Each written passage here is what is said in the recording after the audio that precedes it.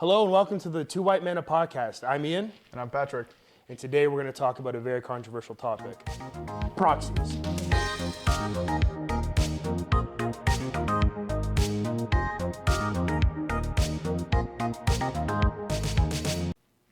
Pat, explain to our viewers what a proxy is. So I actually pulled up the definition as to not upset anybody. We're going to upset. Yeah, we're going to upset people. Magic the Gathering proxy. A proxy card is a substitute or placeholder for a real Magic card, often used for playtesting or protecting valuable cards. So essentially, it's the use of not real cards for a multitude of reasons. Now, we both probably have very different feelings about this topic.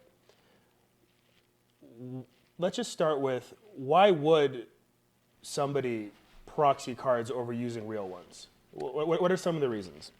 I mean, cost is a big one for a lot of people, right? Some people want to play really strong cards, but they don't want to spend the strong card budget for their strong cards.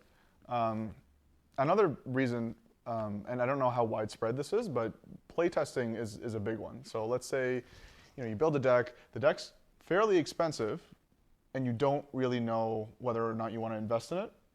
So some people might just proxy an entire deck of cards and bring it to your LGS or sit down with your friends and play. And then if they like it, fantastic, they go buy it. If they don't like it, then they just don't spend the $600 whatever dollars it's worth, right? So in that regard, in my opinion, it's not outlandish. I think there's a place for proxies. Yeah, and I think to contextualize even more, for the purpose of this conversation, we are talking more specifically about proxying within the Magic the Gathering sphere, right, and probably more specifically, where it gets a little more contentious, the Commander sphere. Because I'll do a quick rundown of the other games. In Yu-Gi-Oh!, most of the time they only proxy because Japan's ahead of them. They want to test new decks out early, so when they come, they're prepared. Pokemon, same thing. Magic, however, is a little different. When people in the competitive scene, proxying is not that controversial because you can't play with fake cards in official tournaments. Right. And there is the absolute function of, hey, like you just said, let me test this pile of cards out without investing $600 into it blindly and then be like, nah. Where proxying gets controversial is actually in the casual format, Commander. So people are on other sides of the line of, is playing with these fake cards fine? Or should these people just buy the cards, and if they can't afford them, don't use them? I think there's an argument for, again, there's a place for proxies across all formats, in my opinion. Like you said, constructed, people want to test things. Sometimes people proxy cards that aren't released yet to see if they work in their deck or whatever, yada, yada. So there's a place for them, but when we talk about the Commander format, it's a little bit different. There are people who tend to use proxies just because they don't want to go out and buy them. That I understand how that can kind of strike a nerve with some players. Because if I, put the time in, went to work, sold some stuff, whatever, to get an amount of money to be able to buy a real copy of a card, whether it be $25, $50, $100, $1,000, to play with it whether it be at the kitchen table or your LGS or wherever, it always strikes me as a little bit disappointing when, I had to go do that, but the person sitting in front of me is playing with the same card that they spent 15 cents of toner on, right? So the argument is more so, where is the line for proxying? Is it totally, not okay? Should we just, ban it outright? Should stores and LGSs tell their players, even if it's just for like a casual game of Commander, hey guys, we don't actually allow proxies here. If you want to play proxies, you can play at home. Where's the line? How bad is like a specific proxy? I have two responses in general to that because it was a great outline of the general issue. The store answer is, we don't typically care if people are using proxies. Like, we have Commander Night, it's a super casual thing. Most of the time it's not egregious, but that's just our community. Where that changes is when we have the Commander party events where there's any promos given to us from Wizards of the Coast. those events, I make it very clear to the players, whether it's in person or over Discord, that, hey, I would love to give all of you these promos, but just in good faith to Wizards of the Coast, I can't give the promos to people who aren't using their official product. I think that's fair. Just to maintain we're a small store. We're not going to have random WotC sleeper agents in here. But but in case somebody ever, for any reason, decides to tattle or some kind of report system, which in other games has happened, I've experienced enough, it's just best that we have the understanding that if I'm going to give you official price support, you have to use official product. Most of the time, you're not losing out on that much. And a lot of the time, if I'm being honest, I break my own rule a little bit. Like if someone really just couldn't find that one card, and it's just out of stock, they just can't find it. Like it's not, but homeboy Jimmy with half his deck proxied, and it's like Landware Elves. I'm like, power to you, play. You're welcome here, but I can't support you with prizing. That's the story answer. The personal answer, it's really hard to have any dissenting opinions against proxying, because the immediate snapback is so people that are less fortunate than you can't play. Like there's a lot of these playground argument throwbacks, because in the perfect world, proxying shouldn't be a problem. It lets everyone play. It's a welcoming thing. It lets everyone play the game. You don't have to worry about dropping hundreds of dollars on your deck. You can just go and play with your friends. But I'd be lying if I said that sitting down across from somebody who printed out the Ristic study didn't bother me, didn't irk me more than a normal Ristic study. Well, I mean, you got to be careful with that too. Like when you say in a perfect world, like everyone can just proxy or whatever, that slowly kills the game. Yeah. I mean, the idea is that people have to buy cards from the game, to be able to play cards from the game to drive the game. Yeah. So, and that's an extreme example. Mm-hmm. That's if, for example, today in Toronto, everybody stopped using real Magic cards and shifted to proxies. Yeah. That would have a very large impact on the market of cards here, right? Mm-hmm. But it would have it would have a even bigger snowball effect later down the line, where if people just start, they just get together and refuse to buy cards, it's bad for not just the business end. Again, like you said, we're a small store. It would hurt us a lot. Yeah. But it would also just hurt kind of not just the integrity of the game, but also just the game in general. Yeah. So that's where I think there's a fine line. There was a player that I played with a long time ago at another store that went out of his way to buy specific proxies. So that's another thing. Is that there's your printer toner ink proxy. Mm-hmm. Then there's also your Etsy proxies, things that you get made custom. Like I can have, my favorite commander. For example, I have a Doran the Siege Tower deck, one of my favorite decks. Trees. I also have a shift tree on the back of that, the Pokemon card, right? So, and for fun, right? I still own the real card. Yeah. In my specific example, I own the real card, but some people don't. They will go get another card either from another game, or they'll order it online. Etsy is a great example because there's a lot of talented artists out there that put their artwork on other cards, or they will alter certain cards, stuff like that, and that's a whole different conversation, I guess, with alters. But the point is, there are certain degrees of proxies. I went to at the other store that I was playing at, there was a fellow that basically his entire deck was proxies that he purchased online. Like specific ones with different artwork. I remember he had dual lands, but they were really nice looking. Most of the time cooler. Yeah, they just look really nice. Yeah. To which I say, you spent some amount of dollars to get those done, but I still feel that it hurts the integrity of the game a little bit again, and B, I don't think your whole deck should be proxied that way. If you have a card, a specific commander, or a card that really speaks to you, that you want to get proxied or altered, or Or you own a copy of all the original cards. Or you already, you just want to. Or you already own the card. Yeah. And you just want to play with this cool, different artwork proxy that you envisioned in your head. I guess there's like there could be a line there that's okay to you toe that line, but it can't just be, well, I bought all of the, like this deck in paper, if I bought it from a store, would have cost me $1,200, but because I proxied the entire thing off of Etsy, it cost me $200. That I think is a little bit egregious.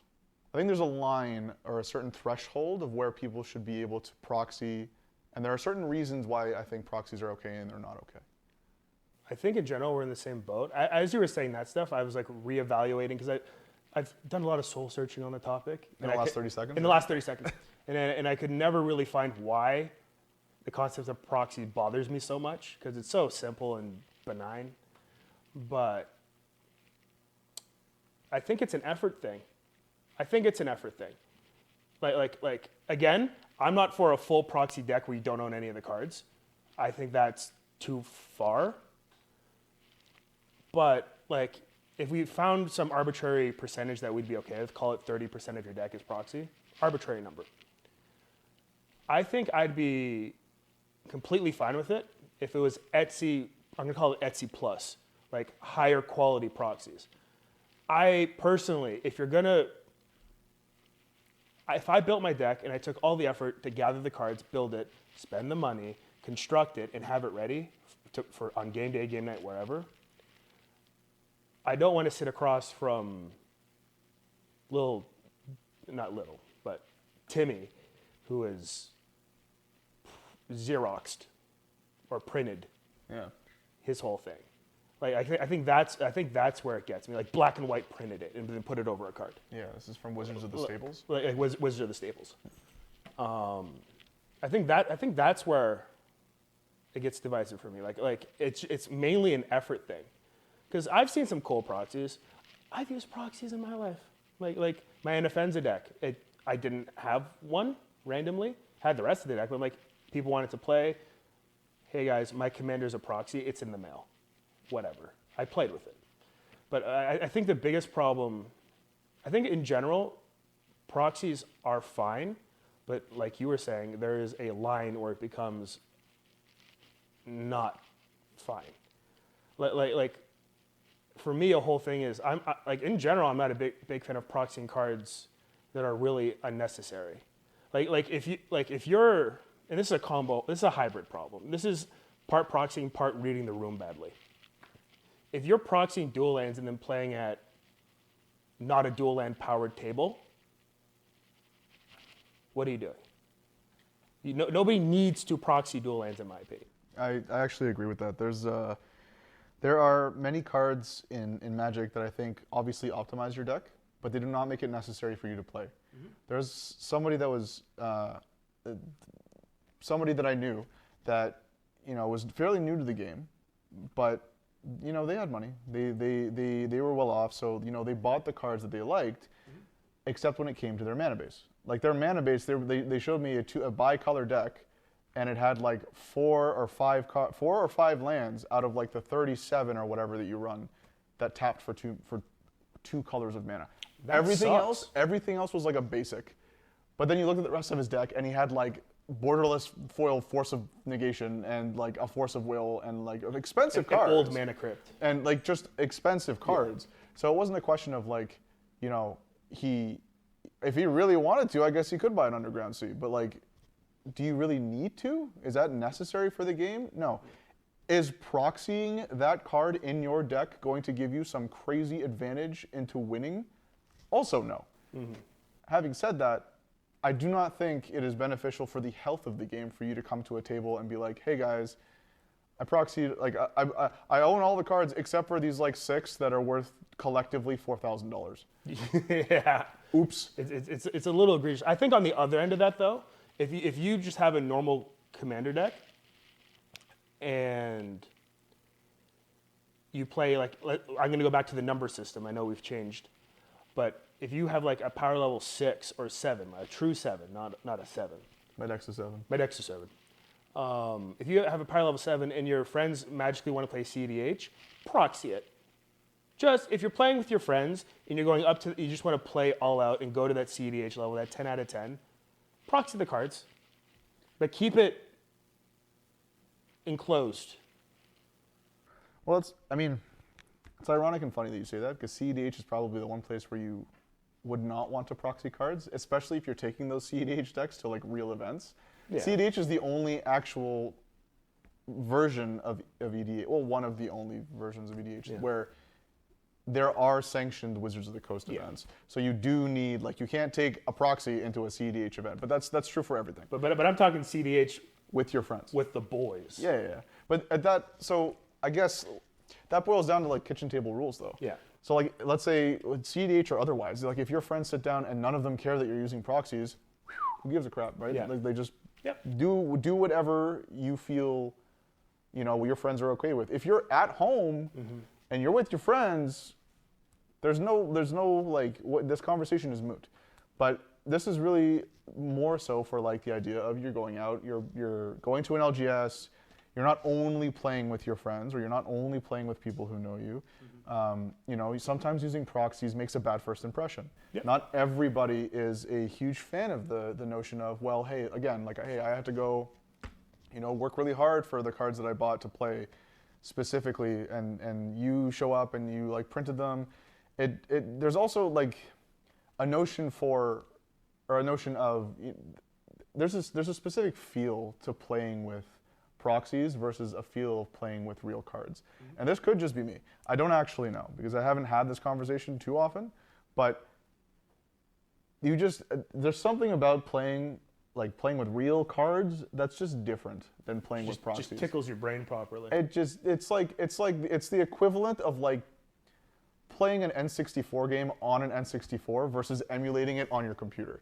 Oh yeah. There's just a tactile difference between the two. Yeah, they just feel different. When you hand shuffle, it's There's just something different about looking at your board and everything is real, and then you look into the corner and there's like a black and white printed, off-centered cut badly card. I hate that. It personally drives me insane. Yeah. Which is why I try not to do it, but if I have to, if I'm testing, whatever. Your arts and crafts skills have to be really good for me to be okay. Personally, when I'm playing with it, for me to be okay with it. There's also like another thing with proxies that drives me insane is that if you're going to proxy a card, can you proxy it so I know what it does? Yeah. If you have a basic island and you stick it in a sleeve and you write Corvold on it and nothing else, how am I supposed to know what that card does? They probably don't even know what the hell it does. Exactly. Hey, what does your commander do? Oh, hold on, let me just... And then you read an essay, and then they get bored halfway through. Yes, exactly. At minimum, if you're gonna print the card, print the card. Yes. Don't just like if it's a Sol Ring, power to you. It's kind of funny. I've seen a basic land proxy before. That was hilarious. And if it's those kind of cards, the cards that have 3 words to explain what they do, whatever. As soon as you have Urza Saga and you write Urza Saga on the back of a Pokemon card and put it in the sleeve. No. Just no. That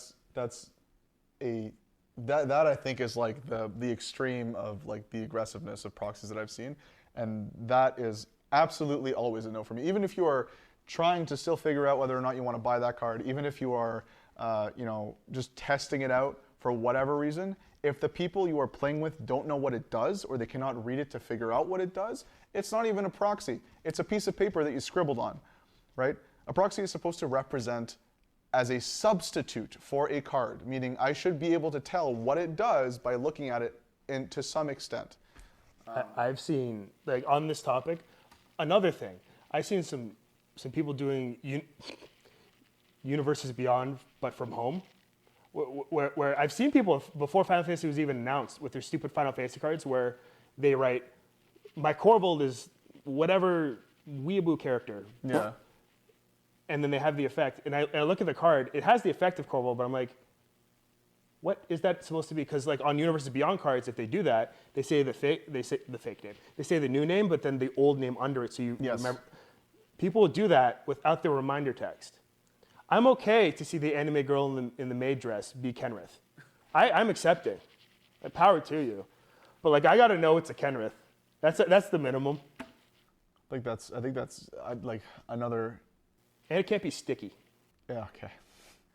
I think that's another problem with it. You know, I keep coming back to Etsy because that's generally where I find a lot of people go back to. Yeah. That's another one of those, you know, websites. Again, there's a lot of talented artists on there. Tons.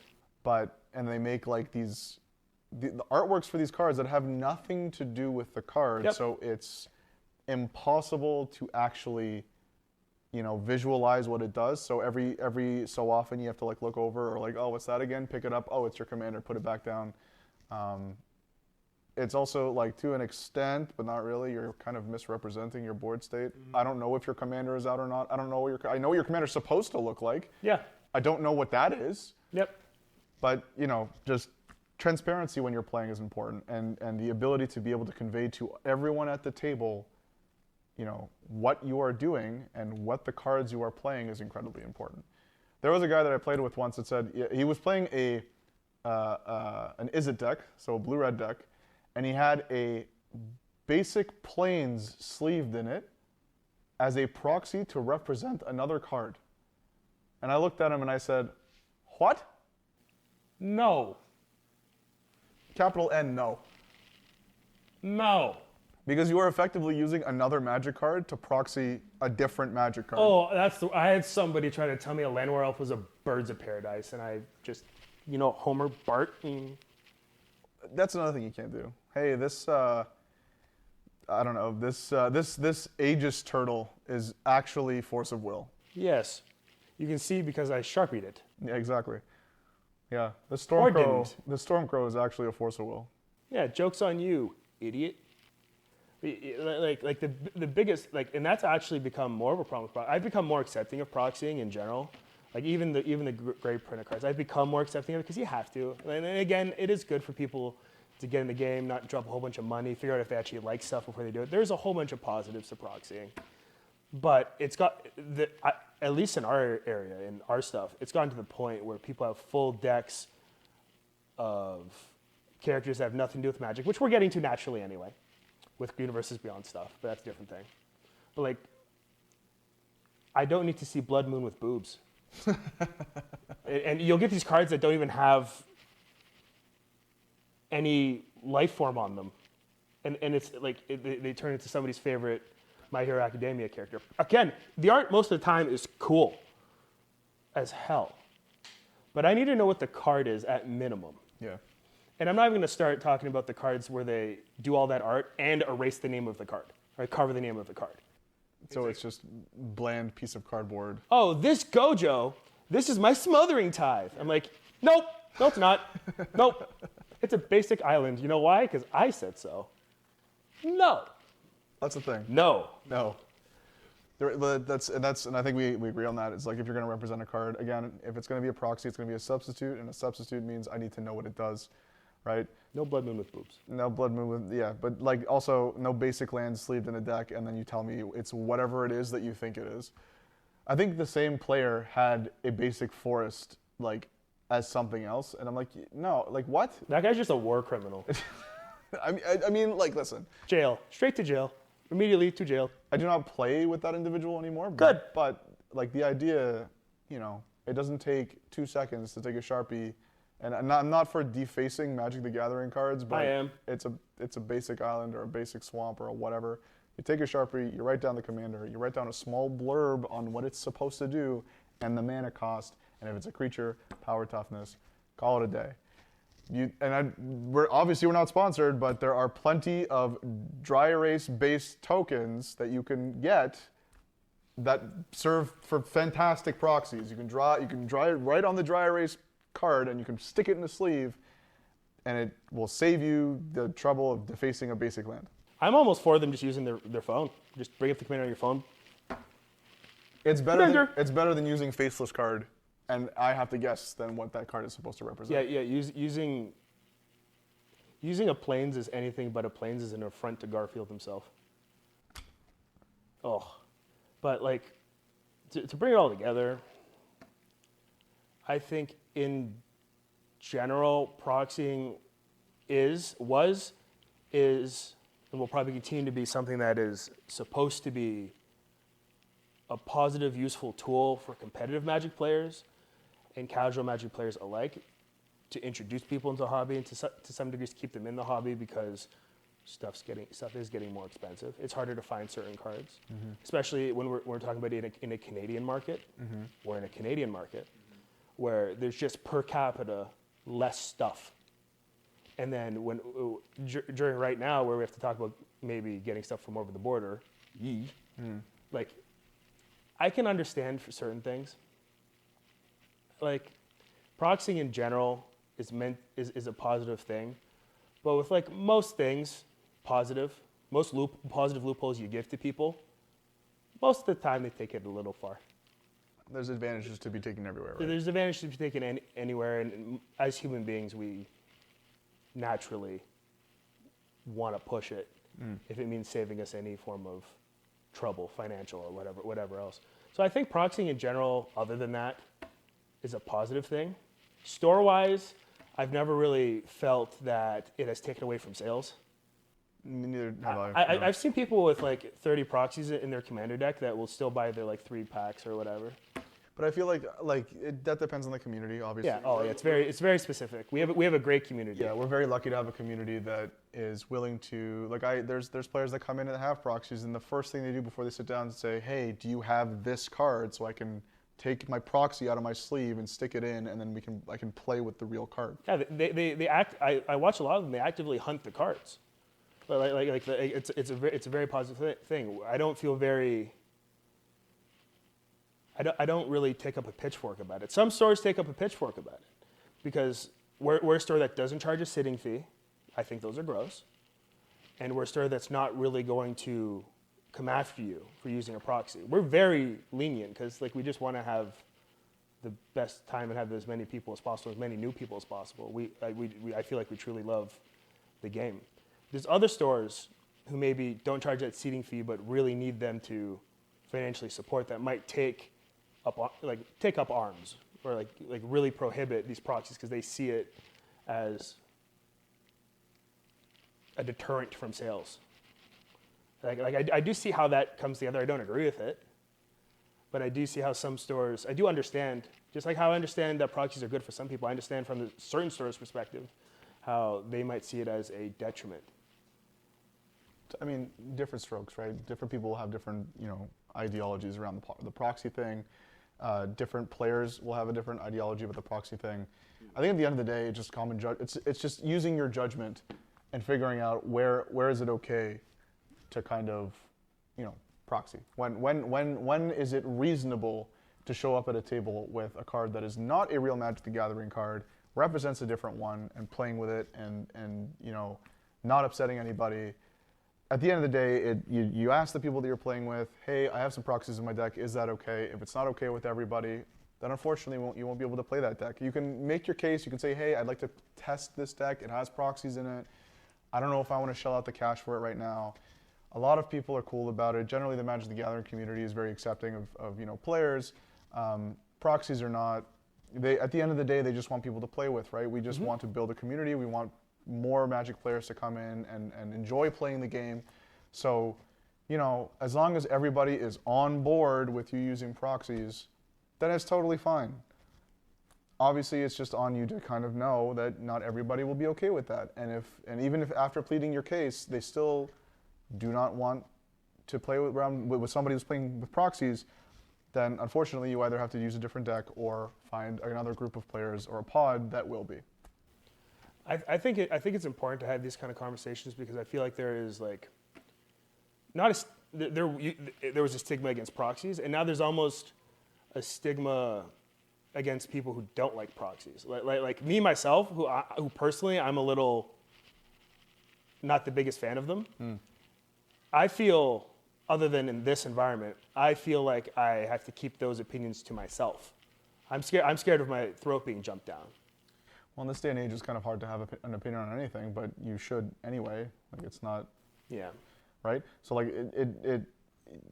it's important, especially if again at the end of the day, Magic is just something that we play to garner enjoyment. Like we want to have fun when we sit down. So if it bothers you personally that somebody is using a card that's not real, it's okay to be vocal about it, regardless of what that person's opinion is on your opinion. That's just the way the world works. Like if I think it's not okay for you to have a proxy and you think it totally is, then we can come to a discussion or a level playing field where we can both play in this pod. And if not, that's fine too. I will go play in a different pod. You can play in a different pod. It's not that big a deal. There are plenty of people that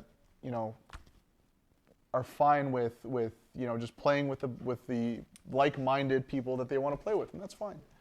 Just bring it to a close. Proxies in general are fine within limits. The key to Commander, it always seems, is communication. And yeah, proxy with care.